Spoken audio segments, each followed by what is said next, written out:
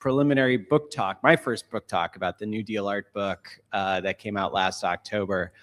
So it was a really lovely experience, great feedback from all of you. And to Lisa's point, there's so much I still don't know about New Deal art, even having written a book called New Deal Art. So there's a lot to still learn and understand. And the panel today and the panelists that we have, I think, will go some way to helping us uncover some of what New Deal art was and how we can understand its legacy today. I also just want to thank Lisa and Aaron for organizing and Heritage for hosting us. And I have to say, hey, Jason, I have to say, if anyone is a curator or at an institution or a director, you will earn a lot of free goodwill by bringing Suzanne Smeaton to come do a frame workshop, which we did up at the Loeb Art Center at Vassar College. And our registrars and collections team still thinks very highly of me for having brought Suzanne. It was a real treat, and we learned a lot. And I was introduced to Suzanne here at IAC last year, so another good example of those connections being made. So I have a few images on screen. We were talking about icons earlier today, heard from the great Wanda Corn about American Gothic, and I think if you do ask someone to think of an image that they might associate with the New Deal or with the 1930s or the Great Depression, certainly Migrant Mother would probably be one of the first. And it's interesting to think about that question, why, and why works become iconic. We learned a lot from Wanda about American Gothic and that process for that painting. One thing that's interesting is because Dorothea Lange was working for the Farm Security Administration, a government agency, you can download a high-res TIFF of Migrant Mother through the Library of Congress as part of the public domain, reproduce it in your book for, I think, no money, basically. And so this is one of the benefits of these being taxpayer-funded projects and operations and agencies. I was happy to see Aaron Douglas's panel was in the Harlem Renaissance exhibition, Harlem Renaissance and Transatlantic Modernism. You might think now of Ben Shaw's murals for the Social Security Board originally, now at the Wilbur Cohen building. So sometimes New Deal art shows up in the news for reasons we would prefer them not to be earning notoriety or iconicity, but we'll talk more about that in the next panel. So I was thinking a lot about this idea of expanded horizons, boundless horizons. And the other thing I would mention apropos of Wanda's talk is we always have more to learn about icons. There's always more deeper dives that we can take. And I'll just give as an example a great book about Migrant Mother from maybe 10 or 15 years ago by Sally Stein. Just one book about one photograph, just a deep dive, and I've learned so much about this image and what we think we know, what we don't know, how much there is still to learn about it. So even icons merit more attention. But Lisa's point about sort of the terra incognita of New Deal art, the small canon or the images that we might think of or associate with the 1930s and with the government programs is a really small slice of an incredibly vast outpouring of art that was made during the New Deal era. So in the era, or in the wake of the stock market crash, the New Deal, which we can define broadly here as the series of programs, policies, and reforms that were put forward by the FDR administration to mitigate the effects of the Great Depression. And they really generated a profound shift in the state's role in American society, which included art and culture. So between 1933 and 1943, the US government subsidized art on a massive scale through a series of federal programs that endorsed a public role for artists and opened the floodgates of creativity nationwide. 10,000 artists from coast to coast in big cities and small towns produced some 3,500 murals, over 100,000 easel paintings, 17,000 sculptures. And we've come to think of this vast outpouring in terms of cultural democracy, the idea of art for the people, by by the people, often about the people. And that's a legacy that has endured over time. But what we often think of as WPA art or New Deal art involves different agencies with sometimes conflicting priorities or different priorities. And I know Jennifer Gibson is going to speak more about some of the distinctions between these different agencies. So we'll learn more from Jennifer specifically, but I'll just mention briefly at the moment that the section of Fine Arts is the agency that is commissioning art for public buildings, courthouses, but the post office murals that we often associate with New Deal art. Whereas the Federal Art Project was really a part of a work relief program, part of the WPA, the Works Progress Administration Agency, which was meant to just put people back to work. So sometimes in probably an overly simplistic binary, we could think of the section versus the Federal Art Project in terms of kind of quality versus quantity. And this becomes a debate, and is a debate at the time, of what is the government's role? Is it to just subsidize as many artists as possible, sort of irregardless of training or talent or experience? Or is it to uplift national culture by commissioning works from talented artists for these public spaces? So I leave that with you for the moment. That's an ongoing question. Another reason we might think of New Deal art is as a stepping stone for artists as part of their careers on the way to post-war fame and glory. So many of the artists who achieved post-war fame, Willem de Kooning, Arshile Gorky, Philip Guston, Lee Krasner, Jacob Lawrence, Alice Neal, Isamu Noguchi, Jackson Pollock, Mark Rothko, and Charles White, to name a few, all cut their teeth on the easel, sculpture, or mural divisions of the government programs. And many were in their 20s with little or no professional experience. And most remember their time on the projects as a sort of golden age of camaraderie and optimism. And I'll just cite one quote from Charles White, who said, "Looking back at my 3 years on the project, the most wonderful thing for me was the feeling of cooperation with other artists, of mutual help instead of competitiveness, and of cooperation between the artists and the people." And I hope from the slide you can also see how much stylistic diversity there was. Maybe when we think of New Deal art or WPA art, we picture the post office murals, we picture a version of kind of regionalism or American scene realism. But quite a stylistic range, and we'll hear more about range in terms of media. So appropriately for an IAC gathering around the theme of boundless horizons, I wanted to kind of frame my remarks before handing it over to our panelists with the first really high-profile showcase for Federal Art Project works that was called New Horizons in American Art. And this opened in mid-September 1936 at the Museum of Modern Art.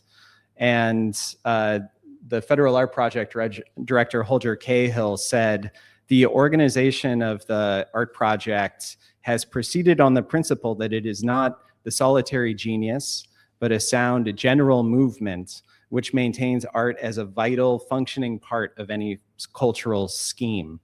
Art is not a matter of rare occasional masterpieces.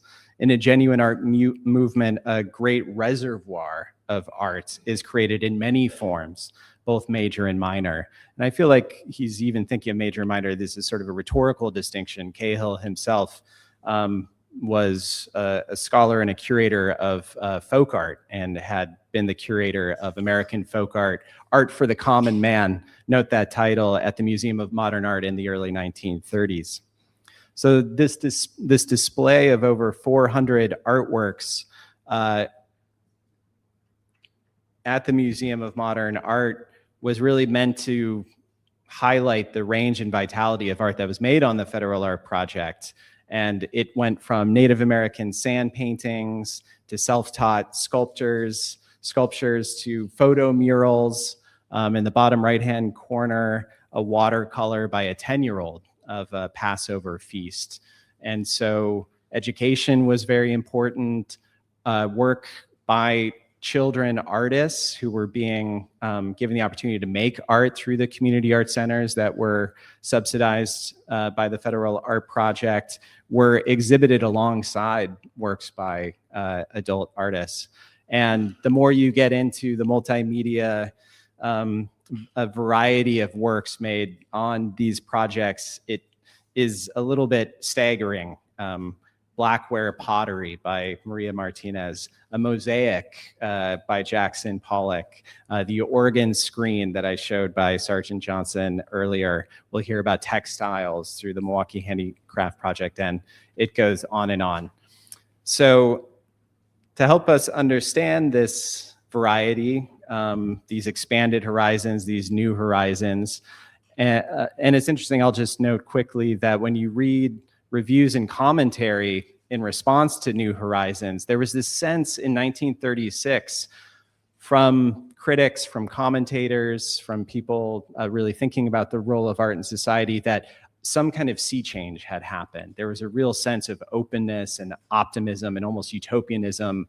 And there's a quote from a commentator in the New York Times who says that New Horizons in American art, the showcase of work done under the auspices of the Federal Art Project, may represent a kind of blueprint for the role that art can play in a society. And so we have a sense of paths not taken, in a sense, when we think about the New Horizons that briefly opened and then arguably foreclosed. So to help us understand some of these issues and questions, we're going to have a conversation, but I'm first going to introduce each panelist briefly. They will each give remarks just to give context for some of the things that they're thinking about, projects that they're working on recently related to these questions and issues. So Erica Doss is a historian of American art and culture who primarily studies American art history, popular culture, and public culture of the 20th and 21st centuries. Her influential and field-transforming books range from Benton Pollock and the Politics of Modernism to Spiritual Moderns, 20th Century American Art, Artists and Religion. And Erica recently co-edited with Mary Oken of the Living New Deal that was mentioned already, a special issue of Source, Notes in the History of Art, on exactly the topic of the legacy of New Deal art in the 21st century. So I encourage you to seek it out. Dan Sjogren, noted collector of American art, whose collection with Susan Meyer is the basis of Built to Last, the Sjogren-Meyer collection of American art now at the Minneapolis Institute of Art. Built over more than 25 years, the Sjogren-Meyer collection reflects their shared interest in the history of the Depression and is centered on paintings and photographs of American industry, particularly steelworking, manufacturing, and agriculture, created during the 1930s and 1940s. Jonathan Smucker is professor of history at Westchester University, specializing in digital history, public history, and material culture, is the author of Amish Quilts, Crafting an American Icon, and lectures and writes widely about quilts for both popular and scholarly audiences.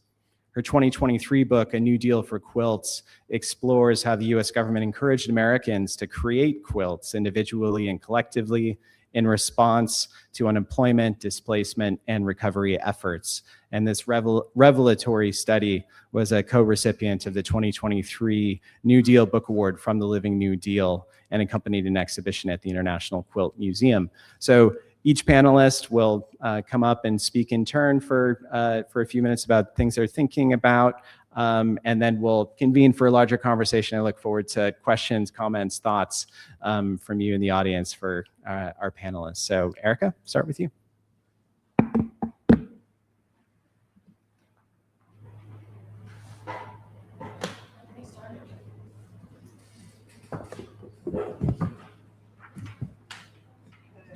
Hold two things at once. Let's see. All right. I don't have prepared remarks, so I'm sort of going to go over some informal remarks, but I'm curating an exhibit.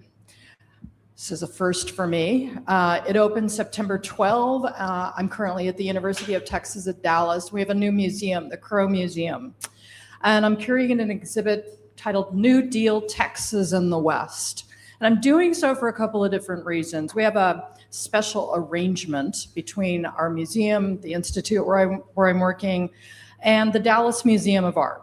And every year we are able to put on a full year, an academic exhibit running from September through May based on materials in the Dallas Museum of Art. Great. I said, sure, I'd love to do this. What kind of New Deal stuff does the Dallas Museum of Art have? Turns out the Dallas Museum of Art received 2 allocations of New Deal art, one in 1934 from the PWAP and one in 1943 from the WPA, and more specifically, the New Mexico WPA.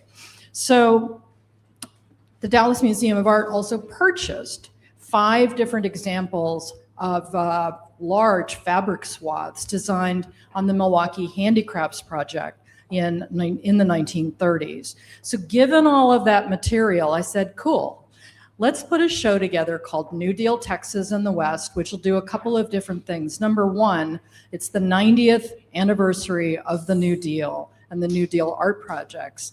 And number two, it's the 90th anniversary of something I'll talk about in a minute called the Texas Centennial, held at Fair Park, which is where the State Fair of Texas is held each year. Yep, the largest state fair in the country. We annually get about 2.6 million people. Fair Park has been the site of the state fair since the 1880s. And it's the 90th anniversary of Centennial and Fair Park celebrating Texas's 100th birthday. So the mission of my particular exhibit is to show such hot murals as this one. And I use that word deliberately. This is a mural by Lloyd Goff, who was born and raised in Texas, but he painted that here in New York. He was a friend of Paul Cadmus. I hope you can see where I'm going with this. There are quite a few, over 69 as a matter of fact, post offices that were built during the New Deal in the state of Texas, and quite a few of them feature cowboys.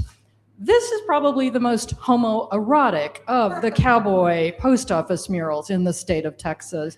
And in addition to the exhibit, we'll have an exhibition catalog, and I've got catalog essays that are assigned, and one of my graduate students is writing specifically on Goff's homoerotic mural, which, painted here in New York in his New York studio, was actually exhibited for 4 days at the Julian Levy Gallery in June of 1939 before it was shipped to Cooper, Texas, which I visited a few weeks ago, and they love this thing. They love it. And in fact, the postmaster of the post office there went on to tell me he's recovering the whole post office and returning to the way it was when it was built in 1939. So I'm interested in the 90th anniversary. I'm interested in the New Deal in ways that might spark our attention to what was painted, why was it painted, how did it celebrate the United States, or in the case of murals like this one, hint of a different kind of American narrative, a different story about cowboys in the West, for example. My exhibit will open with a survey of prints from the Dallas Museum collection, including the one by Creekmore on the left. It will also include reproductions, which I will be doing a reproduction, of course, of that mural by Goff, but also of 2 murals by Peter Hurd that are in the Dallas Terminal Annex building.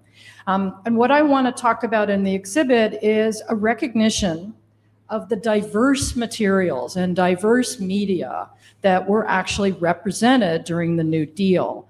For example, the Milwaukee Handicraft Project, which I believe Danica will talk a little bit more about in just a few minutes. We don't think about fashion, we don't think about fabric design, we don't think about different materials when we think about the New Deal. We should, and these are some fabulous examples of the kind of work that was actually produced.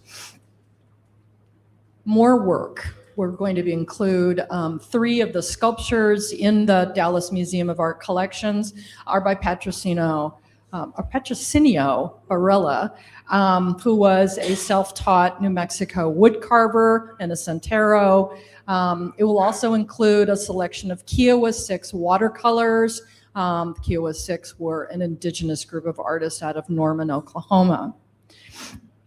So in addition to my mission of, in a sense, trying to get Texans to wake up to the fact that we're in the midst of the 90th anniversary of the New Deal, I want to talk about a couple of different things in this exhibit. Number one, why has the New Deal been neglected in the history of American art? And why has it been neglected in terms of a larger sort of survey of what Americans made under a different kind of patronage strategy, the patronage of the federal government during the 1930s and the early 1940s. I want to remind my audience in Texas about what the New Deal was, about how Texans and Texas benefited from the New Deal, and how American artists and American publics responded. By and large, people loved and continue to love the New Deal, which I think tells us something very interesting in light of the panel we heard this morning about the difficulties facing so many museums today in terms of philanthropy and attendance.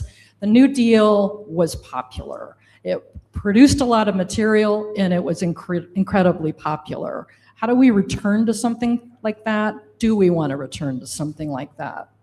And very, very quickly, because this is New Deal Texas, and I'm focusing especially on Dallas and these materials from the Dallas Museum of Art. I'm focusing too on places that people don't recognize as being New Deal spaces, like Dealey Plaza. We know Dealey Plaza for the tragedy that occurred there in 1963 when the president was assassinated. Dealey Plaza was a New Deal construction. It was built in 1940. I also want to talk about the San Antonio River Walk. That's a New Deal project. And I want to talk about Fair Park. So Fair Park, which was renovated with some $25 million in 1936, celebrate the 100th anniversary of Texas's independence from Mexico, had this incredible light show that we see in the postcard on the top. It also hosted a number of new pavilions, the Hall of State, which included over 29 references to the Confederacy, because Texas was one of those states. But it also included the Hall of Negro Life, which we see on the right. The Hall of Negro Life was the first federally funded museum of African art and culture built in the United States in 1936. And it was razed in April of 1937, as soon as the fair closed. My exhibit will hopefully talk about the contradictions and complexities of New Deal art. It wasn't all golden. There were a lot of complications, dealing with race, dealing with sex, dealing with gender, dealing with class. And I want to talk about these contrasts between the Hall of State and the Hall of Negro Life. So that's what I'm up to with the New Deal. And I would love to hear from you in terms of suggestions and ideas. And the show opens on September 12th. It'll be open through May of 2027. I hope to have a large convening, a conference probably in March of 27, and I invite you all to attend.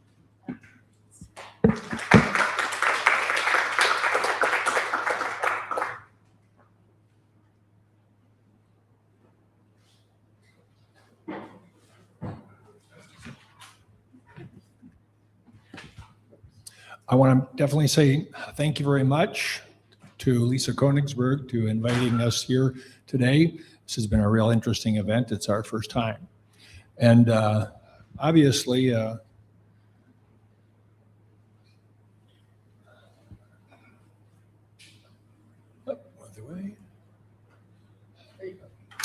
obviously, I'm the token collector here today, along with my wife. But as I look at this great location here at Heritage Auctions, good thing you got collectors, right? Anyway, the question a lot of people ask us is, how did you get started collecting this art? Why do you collect this art? And collecting for us is basically a journey. We're still on a journey. We've been on a journey. Probably 40 plus years that we've been collecting. And we didn't just arrive in this particular space. Like a lot of people, Susan and I both graduated from the University of Minnesota in the late 60s, early 70s. We had history degrees, and we went out to get jobs. And in those days, large corporations were just happy to have somebody that had a college degree. They would hire you, and what they would say is, we'll train you. So we both got jobs in industry. Susan went with a bigger corporation, so did I. She spent her whole career at the corporation. I lasted about 4 years and then went out on my own. What we spent our careers doing, though, was working in the manufacturing sector. In other words, we were both in industry. We spent a lot of time out on factory floors. We were out either working with people that were making things. In my case, I was either selling things or designing things that were being manufactured. And Susan was doing pretty much the same thing for a large corporation. So we had this history background, and then we were working in the manufacturing sector. And like a lot of people that start, collecting things, we started with contemporary things. You buy a nice thing from like a period that you're on a vacation or something to remember it. And, you do some contemporary things. After a while, though, we started to think more about museums. We started going to museums and paying attention to things like that. And our history sort of kicked in. And it was sort of a combination of what we were doing and then the history end of things. We started looking at American art because we had American history degrees. And to us, what was interesting was this period of the 1930s where there was a lot of things going on. Now, both of us had parents that went through the Depression. So we would hear stories about what it was like during the Depression. And many times those were pretty vivid stories. So it was something that kind of stuck with us, and we started collecting local things. Living in Minnesota, the upper Midwest, we would acquire pieces, things that were affordable, prints, some drawings and things like that. As John pointed out, there was more art created during the 1930s than any other time in this country's history. And it wasn't just work or art that's paintings or prints or drawings. I mean, it was all kinds of art. I mean, music, plays. It was just amazing how much was created.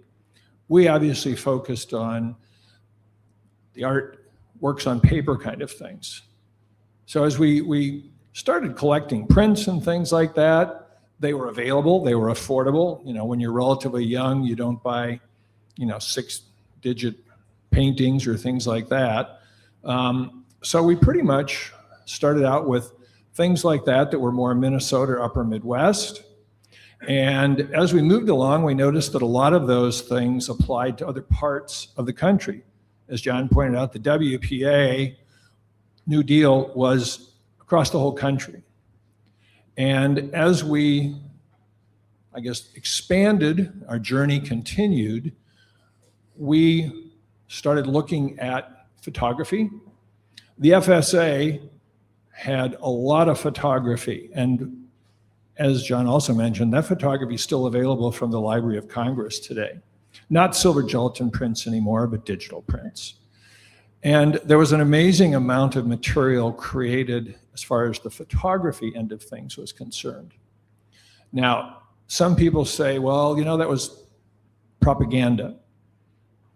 Yeah, maybe.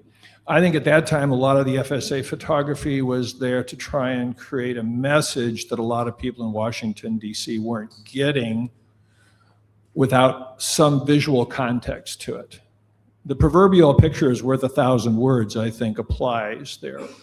And to bring back some of the pictures from the Midwest and the West and the South to show how bad things were to Washington, D.C., and a lot of people was really important. So I don't know if you really consider that propaganda or maybe just a tool.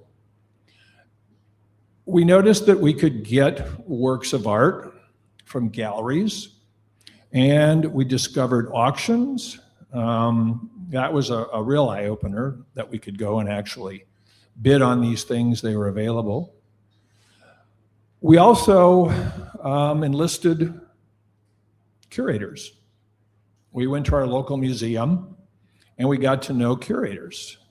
That was something that, as a collector, I would always recommend, is if you can get some assistance or help, you'll probably save a lot of time. We did a lot of things ourselves, but a lot of the curators were, a great help. We made some great friendships too. The same is true about a lot of the gallery owners, people who, took an interest in you, and, you asked them questions. That's the other thing, is that we enjoy the research end of things. And I think that's also something that the New Deal, the WPA, the FSA, American Scene, whatever you want to call this time period, there is an amazing amount of material out there. And you have to look for it, but there's quite a bit of it that's available. The thing that we really liked about this was we weren't going to collect the Grant Woods, the Thomas Hart Bettons, or Currys. We couldn't afford those kind of things. But what we found as we went out there is that we would find a wonderful painting, and we would look at the name and we would go, who is that? I've never heard that person's name before. So we would look at the piece and we'd say, this is great. It really blends in. And many times we'd acquire it. And then we'd start doing research on this person. And the research was a big part of the fun of the collecting. People say, why do you collect? Well, for us, the research was a big part of it, finding out who these people were. What was their story? And some of the stories were just amazing from these artists, especially during the 1930s. John made one comment about, some of these artists, they thought this was one of the best times of their lives. One artist said, it was great.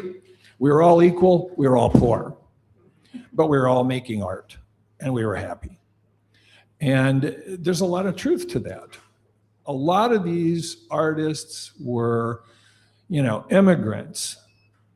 Some of them were second generation, but a lot of them were first generation immigrants that came to this country. A lot of them were very, labor orientated. They were very socialistic, if you will, coming from Europe and a lot of those places. So doing some of the history about these people and some of the labor movements, how it influenced their art, and how it influenced their careers.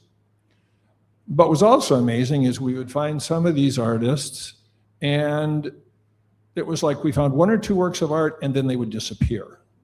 And the question always was, where did they go? Sometimes we could figure it out. Some of them became teachers. Some of them had to take a whole different trade to make a living. And so it was the kind of thing where we find that the journey continuing along here as we go. And the photography and the paintings together is something that we found kind of intriguing.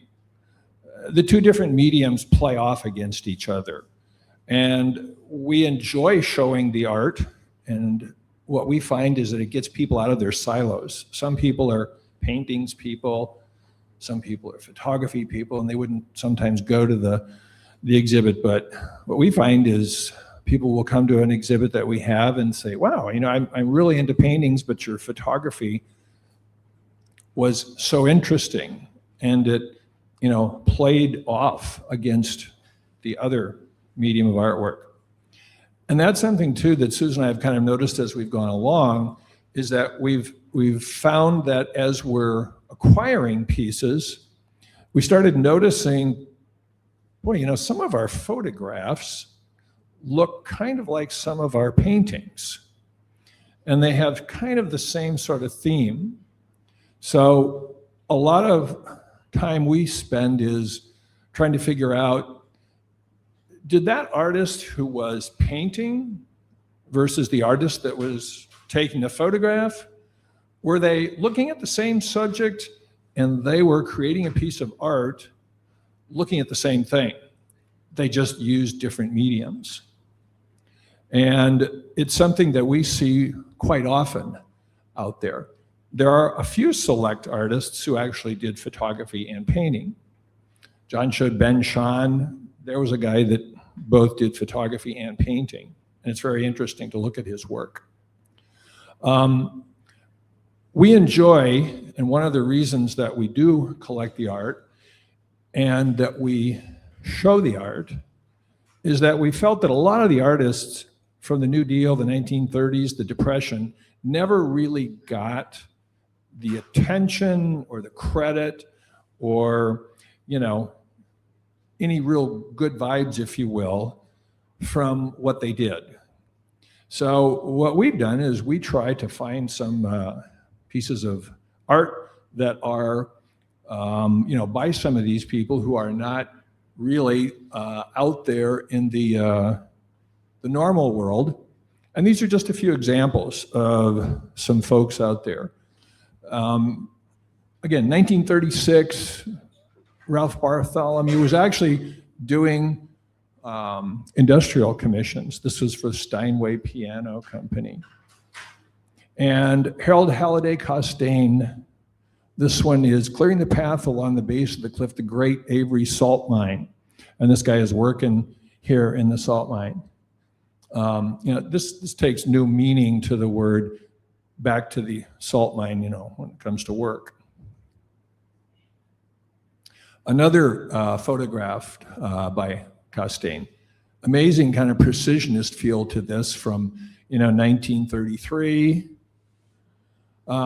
Here's another really interesting picture by Robert Gilbert. I mean, he's somebody that we didn't know. The guy actually ended up working for the gas company in California. I mean, he's painting where he's working is really what's going on here. But he graduated from art school in 1931, and they're just, they weren't any jobs for artists really.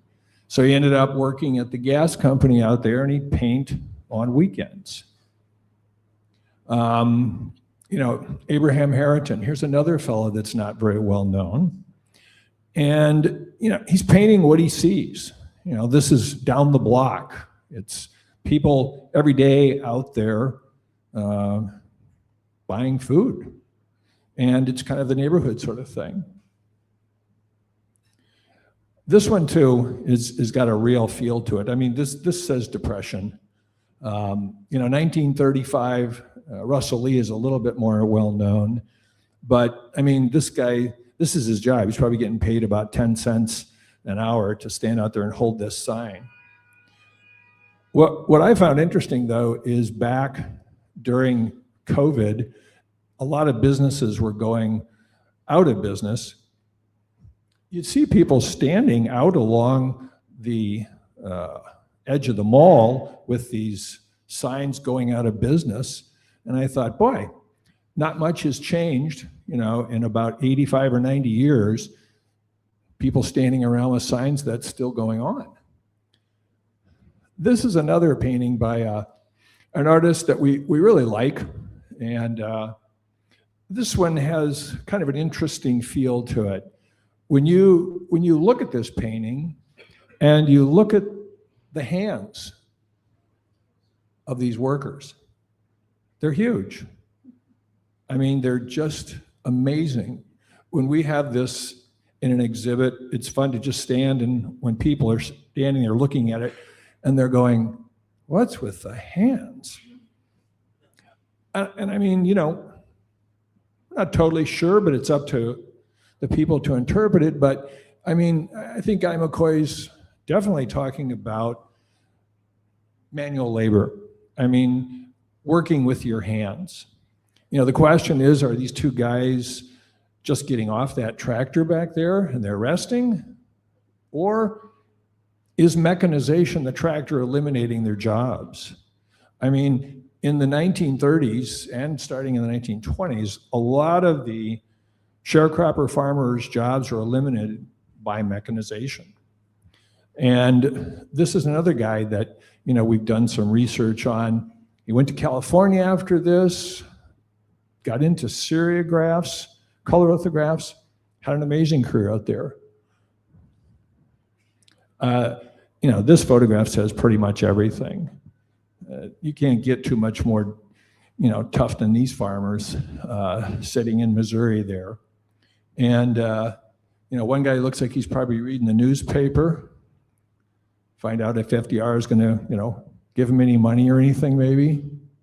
But, I mean, Carl Maidans is a photographer that people probably would better know as the guy who took the picture of Douglas MacArthur coming back during World War II in the Philippines.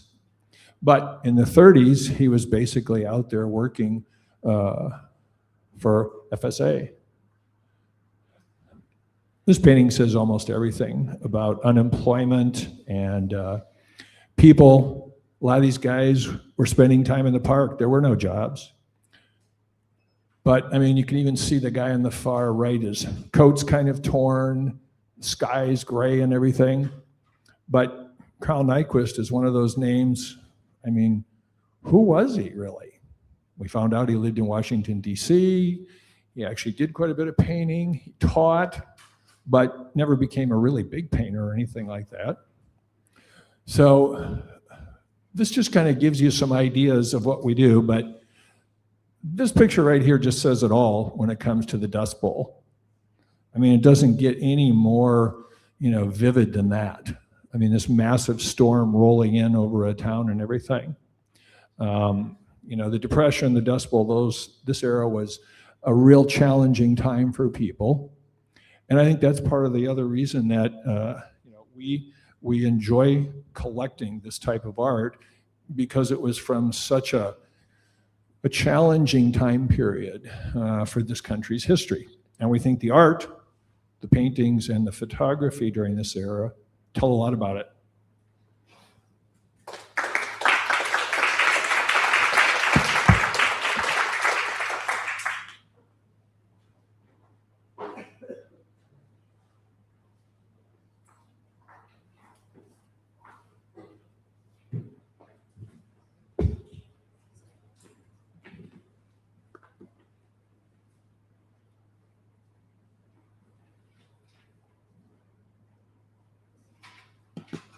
I'm Yana from Smucker. I want to thank Lisa for the invitation and John for organizing. And I really love the emphasis on expanding the canon and thinking broadly about art. As a quilt historian, I don't usually get invited to what the art historians are doing. I'm really delighted to be here.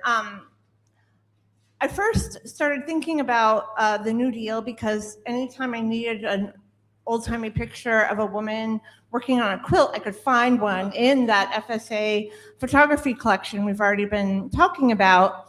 But soon I realized there were not just dozens of them, but hundreds of photos of women making quilts, posing with quilts, quilts in domestic spaces. And before long, I realized that wasn't the only place that quilts were appearing in the New Deal. They're documented in the Index of American Design. We saw an image of that earlier. They were also talked about in the Federal Writers Project. There were actually artists who were trained in the new technology of screen printing who printed quilt patterns.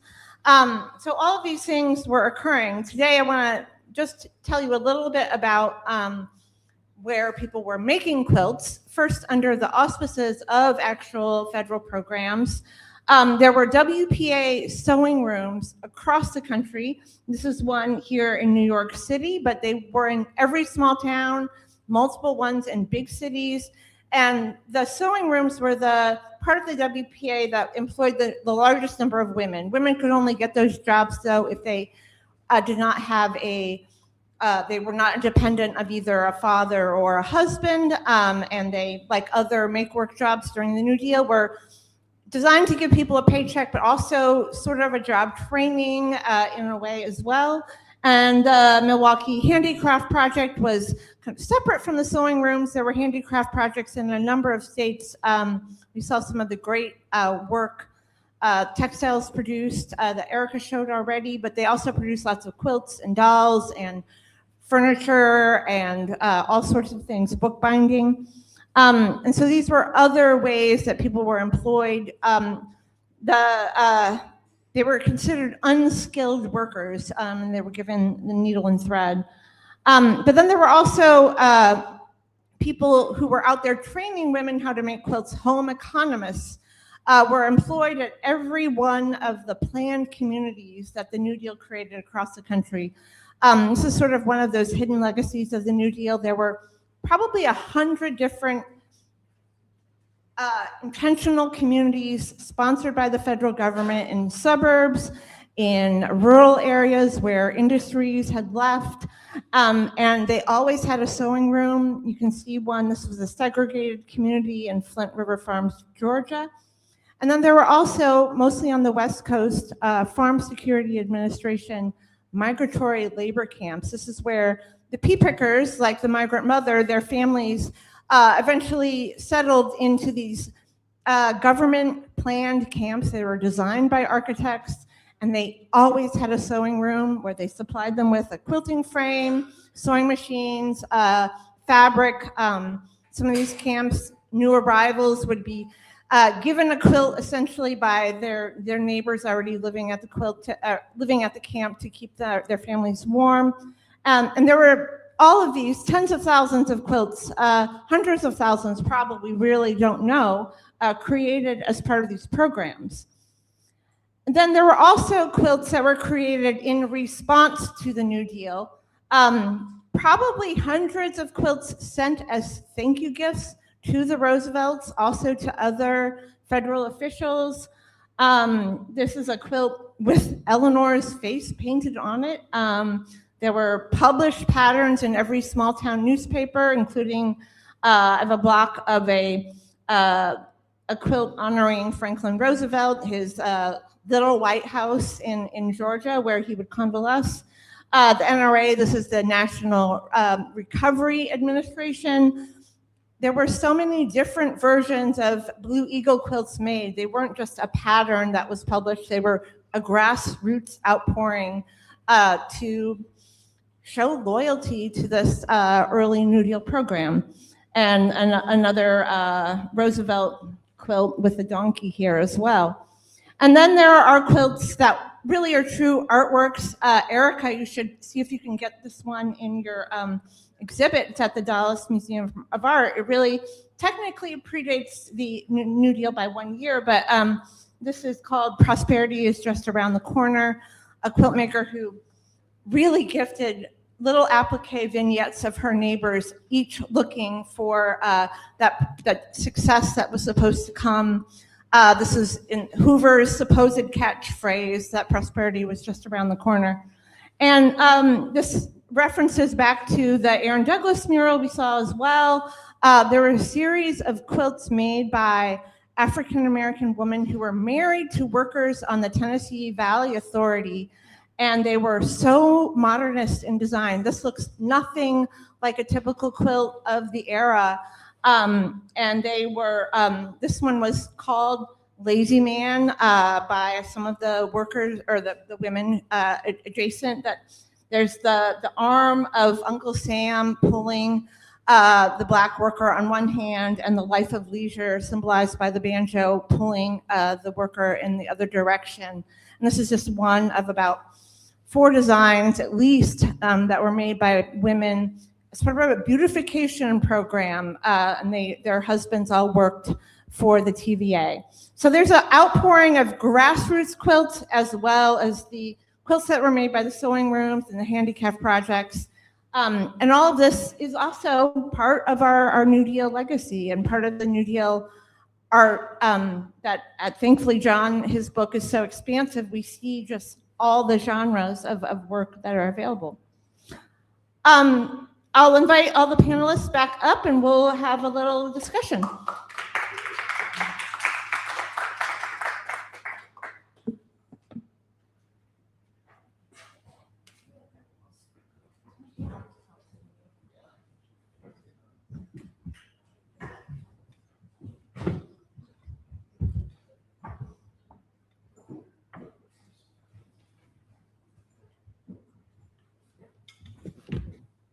So I came prepared with so many questions and so many prompts, but as we approach our break, and you all possibly want to make sure if anyone has burning questions, observations, follow-ups from things you just heard, I would invite you to throw your hand up at any point. Does anybody care about the New Deal? Oh, Erica can cuts through the noise really quickly. Well, maybe I'll just ask as the first prompts, why should we care, Erica? Why should we care, Yannick and Dan? We talked a lot at this conference about new directions in American art history. Boundless horizons. I can't think of a single panel, in fact, that hasn't suggested from Larry talking about, hey, pay attention to artists who we don't know. Let's learn something new. I think we can do the same with the New Deal. So I always like to start there. And I love the question about what Dan raised. Is this propaganda? Sure. But then there's propaganda. Is this good propaganda or bad propaganda? Those are interesting questions to consider. Why should we care about the New Deal? From the comments that everybody made, I hear words like cooperation, community, collegiality, creativity. I think those are good things. Let's celebrate that, and let's think about what was actually produced. Maybe less why it was actually produced, but what was produced. I think there needs to be more attention to the materiality and the difference in terms of media. What do the rest of you think? Well, I think that a lot of the things that happened in the 1930s are relative to today. There's so many things that happened in the 1930s that we still see today. Homelessness, you can just look out the window here and see things that were going on in the 1930s. That last picture that I showed of the Dust Bowl, effectively what we had in the 1930s was a mini climate crisis. We solved it. We went through and changed agricultural, practices and things like that. But here we are 90 years later with a much bigger climate issue. The question is going to be, do people learn anything? As a historian, you always have to throw it out there. If you're not paying attention to history, you're probably doomed to, repeat it, and in the wrong way. So I think the other thing is a lot of the social realism of the 1930s is really applicable to today. In the 1930s, the protests, the strikes, things like that, were having many of the same things. Like Bob Cozzolino pointed out earlier, in Minneapolis, we had all kinds of issues here earlier this year with marches and protests and strikes and things like that. So I think there's a lot of lessons that we can learn from this time period if we choose to take the time. I think the art is a good opening, and in many cases is part of the message. I think, as a professor, mostly of undergraduate students, it's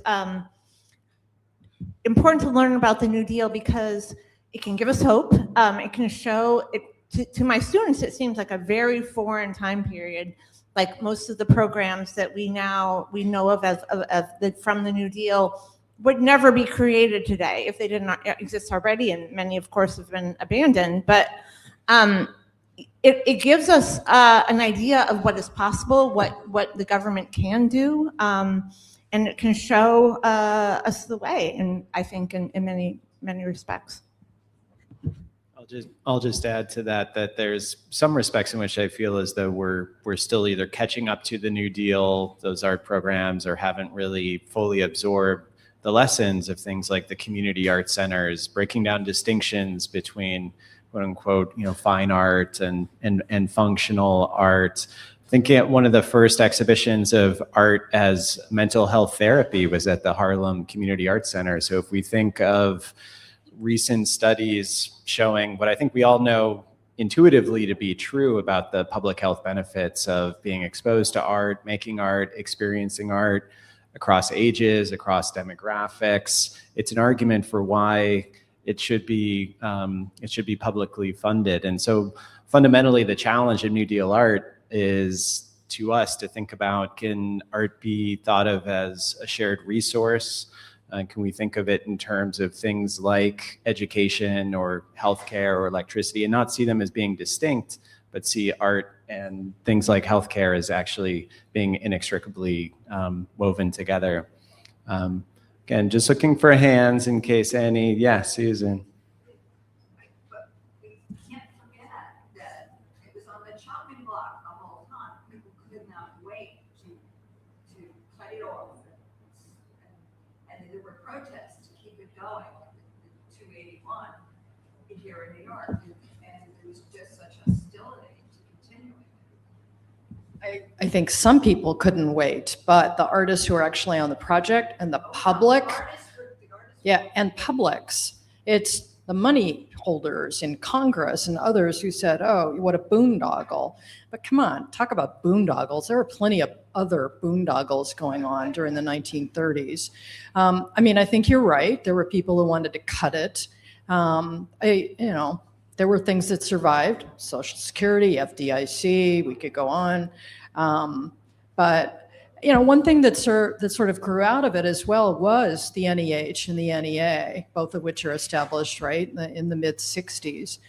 And public art, percentage for art programs, some of which still survive, in which there was no separation. You're going to build a building with federal funding, then 0.5% of the cost associated with that federal courthouse, which we'll hear about hopefully in a little bit, will be devoted to public art. That's a mentality that came out of the New Deal.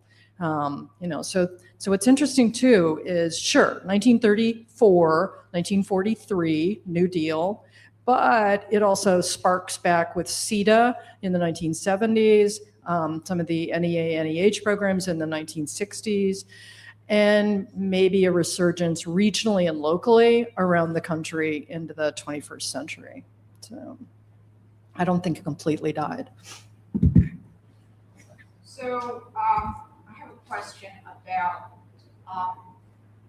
talent, quality, and the structure within which the art is produced, and reputation. So, and this is, I have no agenda here, just it occurred to me. I'm looking at this absolutely fantastic, almost Matissean design and some of the other works, and I'm wondering what you think about the structure within which the works were produced, being sort of counter to the way we create, if you will, artistic quote-unquote reputation status and knowledge of artists, and then the sticker price, if you will, that correlates to all of those other factors, and this being produced in a different structure, and how to address, in a way, some of these reputational issues. It's a great question. Lisa's asking about this question of quality, reputation, how art history is taught, and I think it's one of the reasons I wanted to frame the conversation with that Cahill quote about rare occasional masterpieces, that not being in a lot of ways the goal of the Federal Art Project. There's another great quote where Cahill says, there was a lot of bad art made on the art project. He's the director of the Federal Art Project. He was very, very open And there's this weird thing now at this point, thinking about public funding for art, thinking about opportunities that artists might have. I've come to have a real affection for bad WPA paintings, because it means someone may have had the chance to try and become an artist. Someone may have had the chance to be in a class or make a work. The structure was also that you were graded when you applied on a kind of A to D scale of professional to unskilled. So there was a place for you. You might have been an assistant, you might have been in a kind of training. So I think the idea was that if you're interested in creativity and art and being a part of the art world, we'll find a place for you, because we know that people need jobs. But it's interesting that there is those different structures between, say, the section of fine arts and the Federal Art Project, the section being much more about we are going to find high quality art that will be about uplift and kind of raising the general taste of the American public through beautiful art for federal buildings. And that was a very different conception than the art project. But, Well, can I just follow on question? What I was sort of really getting at is whether, and perhaps Dan, you have things to say toward this, whether being produced under a general scope, if you will, of, I'll use a kind of inept term, but beneficiation, as opposed to the current, if you will, structures that we have. On the one hand, yes, it provided wider opportunity, but do you think that has impacted? So you speak of the abundance of material, for example, and how are we retrospectively going about finding and identifying in all these various media these fabulous artists? Well, that's a really good, question, Lisa. And, one of the first things that I have to say is there was a lot of quote unquote not very good art produced. And in many cases, it wasn't the government's goal to produce high quality art. It was to, in many cases, keep people from starving to death. So artists were treated like, plumbers or ditch diggers or anybody else. They were given an opportunity to get paid for their craft, if you will. That being said, you can go out on eBay or any one of a number of these sites today, and you can find all kinds of art at all kinds of different price points. And art is in the eye of the beholder. You can tell whether or not that's a good piece of art or not. I think what we found in our research is there were artists who maybe the stars happened to line up and they created this really great piece of art. And, they never had all of those things happen again in their career. That may have been their one-hit wonder kind of situation. And that's probably also the reason that some of these artists did not continue to be artists. They went into teaching or they went into some other profession to make a living. And, they abandoned their art or their craft. I want to add too that we just don't know enough yet. Because American art history, as John points out in his book, has largely abandoned this 10-year period of American art making. But one thing I want to bring up is the Archives of American Art in 1962 collected information and also did a major oral history with a woman who in Chicago ran a warehouse. And in 1943, when she realized that everything was collapsing and the art programs were being defunded, she went out of her way to allocate, and this is how museums like Dallas, St. Louis, the Met, all over the country, she went out of her way to allocate the materials that were in that warehouse in Chicago and elsewhere. And there are 6,000 pages of information in the Archives of American Art. I've looked at 5. And it starts with military installations and forts and parks and libraries and schools and hospitals and art museums that were asked, do you want some? Yes, of course. And they were shipped. And in Dallas, the stuff was shipped to Dallas and put in the basement and never saw the light of day until this exhibit that I'm putting together. And my story is not unique. The same was true of an exhibit that was held last year in St. Louis.